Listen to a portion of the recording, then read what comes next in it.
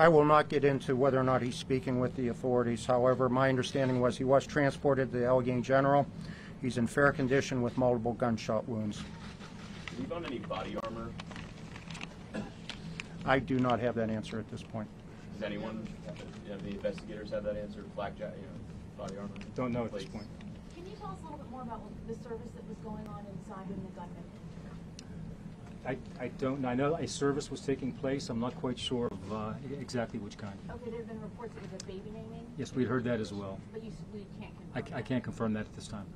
Was the gunman shot by police, or were those self-inflicted gunshot wounds?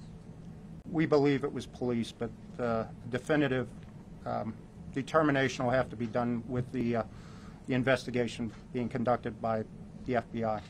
The ages of the people who were killed, or any other information about them at this time? We do not.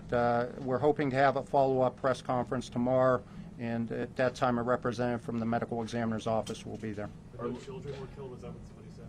There are no children among the deceased. I'm sorry? Were children among the injured at all? I don't believe so. Were they present? We are still talking to the many witnesses at this point. So Did the gunman shout anything before he opened fire? We don't have that information at this point.